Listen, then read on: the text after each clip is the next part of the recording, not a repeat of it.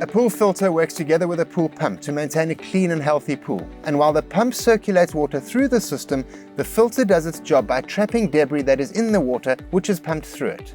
Now this filter has come to the end of its life. One of the nuts is broken, it's seeping water through these hairline cracks, and it's only a question of time until this lid pops. We don't want that. Spares are also becoming a problem as this is discontinued. So today we're going to replace this filter. Now many think this is a complex job. Watch along and you'll see how easy it is. What you will need is the correct size filter for your pump and pool volume. And if you're not certain what filter to get, check the link in the description below. Some river sand and a stamper, some swimming pool filter sand, and some basic tools. In this case, a flathead screwdriver, a number 14 spanner, a large adjustable wrench, and a blowtorch. Now depending on the plumbing setup at your pool pump installation, you may need some additional plumbing fittings such as 90-degree bends, reducing valves, swage nipples, hose clamps, possibly some 50mm PVC pipe, and remember to use PVC weld when gluing these together. Before we can remove the lid of this housing, I'm going to turn off the main electricity supply. We are working with water and electricity in a close environment. What we need to do first is loosen these nuts and get the sand out using a scoop. Now you could take the sand out by hand, but having a sand pump like this is going to make life a lot easier. Now this sand pump makes quick work of getting the sand out of the old sand filter. However, it does need wet sand, so having a hose pipe on standby just to top up the water level a bit is going to make it a lot easier.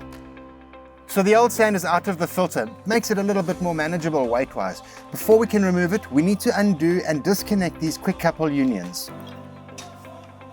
So the old filter housing is disconnected and removed. The next step is to take off the multi-port valve. Now each installation is going to be slightly different, so your tool requirement may change.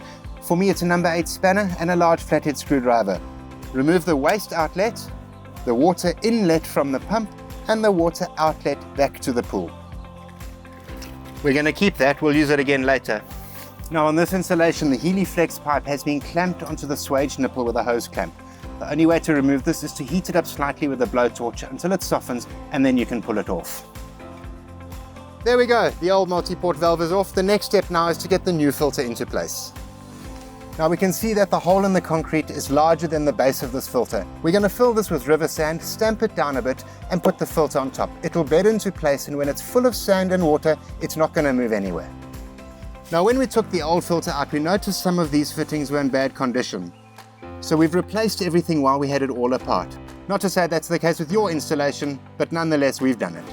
To avoid this problem in the future, I've made use of quick couplings, which will allow us to remove this filter again should we need to. Now just remember, when using this PVC weld, it dries really quickly, so you want to coat the entire surface, slot it in, give it a gentle turn so that the glue sets, and wait for it to dry. The last two connections we need to do is to put a reducing bush into the multi-port valve, and I'm going to put some thread tape on the threads just to ensure a watertight seal. I can then attach the yellow Heliflex pipe, and this is the inlet water from the pump. So our installation is done and the PVC weld on the fittings has dried. Time now to get sand into the filter. We're going to start by removing the lid and covering the breather pipe with a packet. We don't want any sand getting in there, blocking up that thin breather pipe. Now before pouring in the first bag of sand, I strongly suggest that you fill the filter with water, as the water will slow down the force of the sand, thereby preventing any damage to the fingers at the bottom.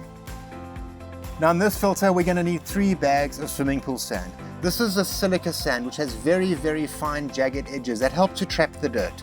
As much as it looks like beach sand, it's not beach sand. There we go, our 3 bags of sand have been poured in, and we can remove the plastic packet from the breather cap. Put the O-ring seal in place, replace the lid, and tighten up the screws. Now if your filter has a screw lid like this one, I suggest you put the screws back into the nuts before adding the sand. You don't want sand getting in there. It makes it difficult to form a watertight seal, and you do run the risk of snapping the nut. I suspect that's what happened on the old filter.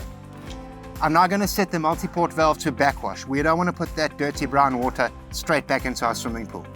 We can now set the multi-port valve back to filter mode and switch on the pump.